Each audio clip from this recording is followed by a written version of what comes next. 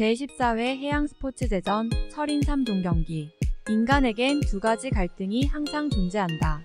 하나는 자신이 하고 싶은 일을 하는 것이고 또 하나는 하기 싫은 일을 하지 않는 것이다.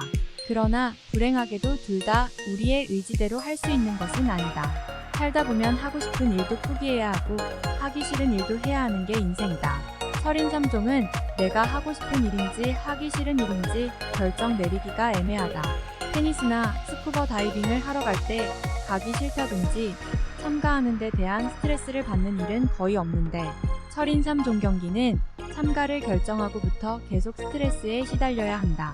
출렁이는 바다에서의 지겨운 장거리 수영, 허벅지가 터져나갈 것 같은 사이클링, 따가운 햇빛, 고문 같은 달리기만 생각해도 고통스러운데 대회 참가를 위해 멀리까지 운전하고 숙소 잡고 하는 따위의 일은 대회 이상 번거롭고 지겨운 일이기 때문이다.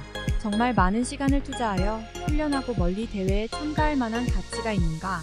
세상에는 재미있는 일들이 쌓여 있는데 모든 걸 포기하고 철인 운동을 한다는 게 왠지 손해 당하는 기분은 나만의 편견인가?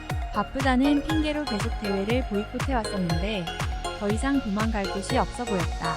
목표가 없고 열정이 없는 삶보다 지겨운 것은 없다. 친구들은 말한다. 왜 철인 3종을 하느냐고. 사실 나도 모르겠다. 언젠가는 그만둬야 할 것 같은데 아직은 아닌 것 같은 막연한 미련. 대책 없는 낙천주의자 와이프를 꼬드겨 대회가 열리는 시흥으로 출발했다. 3시경 도착하여 등록했다. 예전에는 당연한 것으로 여겨지던 하루 전 등록하는 것도 마음에 들지 않는다. 마라톤처럼 그냥 시간 맞추어 대회에 참가하면 되지 왜 아까운 시간업이하며 하루 전에 등록하게 해서 귀중한 시간을 뺐는지 모르겠다. 에어비앤비를 통해 예약한 월곤역 앞 아파트로 GPS를 입력했다. 내비게이션이 없으면 꼼짝도 할 수 없는 세상이 되어버렸다. 짐을 풀고 식사하러 밖으로 나왔다.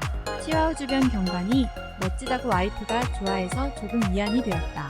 같은 차를 타고 같은 곳에 와도 우리의 목표는 완전히 다르다. 난 내일 있을 참가하지 않아도 되는 대회에 참가하게 된 불만과 긴장에 주눅이 들어있는데 반해 놀러 나온 와이프는 별로 신통찮은 경치를 보고도 너무 좋다고 탄성을 자아냈다. 대회가 6시부터라 4시에 알람을 맞추어 두고 저녁 9시경 잠을 청했지만 한두 시간 간격으로 계속 잠이 깼다. 첫 대회의 부담감이 그만큼 큰 모양이다.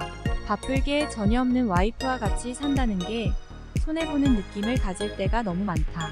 어떤 상황에서도 느긋해서 어디 가려면 내가 다 준비하고 차 안에서 시동 걸고 최소한 10분 이상을 기다려야 나타난다. 화도 내고 수없이 싸워봤지만 결국엔 내가 항복하고 말았다. 좀 늦으면 어때? 지구가 없어지는 것도 아닌데 역시 기대를 배반하지 않고 차 안에 짐을 나르고 몇 번을 올라가 도착한 끝에 겨우 차를 시합장이 있는 시와호로 출발할 수 있었다. 6시부터 스프린터 선수들이 물에 들어가 750m 한 바퀴를 다 돌고 나온 후에야 올림픽 코스가 시작되었다. 수영 1.5km 1987년 착공하여 1994년 완공된 시와호는 한때 죽음의 호수로 불리울 정도로 오염이 심했던 곳이다.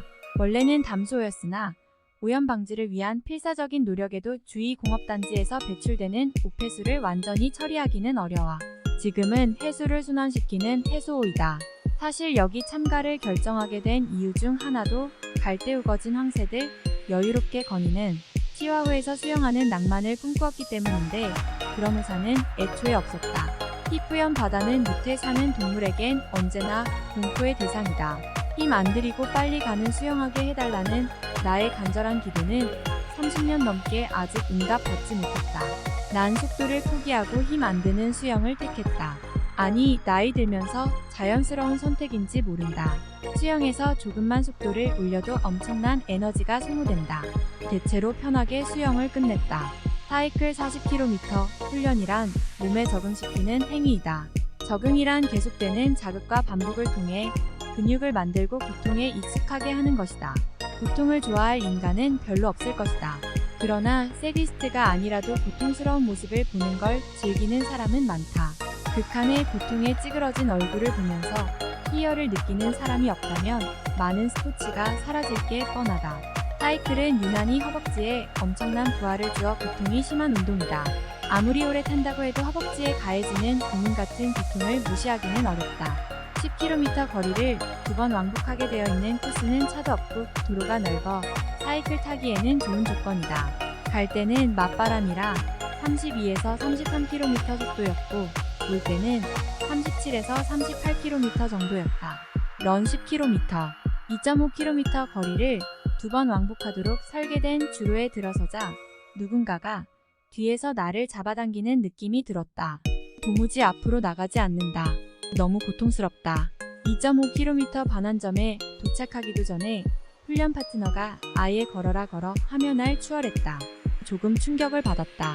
잡히더라도 후반이 되지 않을까 했었는데 훈련도 되지 않았고 올해 처음 참가하는 대회라 특별한 목적은 없었지만 왠지 누구한테 진다는 게 자존심 상하는 일처럼 느껴졌다. 다행히 5km 이후부터는 몸이 조금 적응되기 시작했다.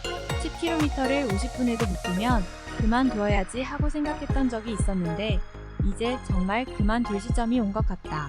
피니쉬 라인, 섬광같이 짧은 순간이지만 여기를 통과할 때 느껴지던 환희는 없었다. 언제까지 이런 고통을 숙명처럼 달고 살아야 할지 누가 시킨 일도 아닌데 혼자서 궁시렁거리며 대회장을 벗어났다.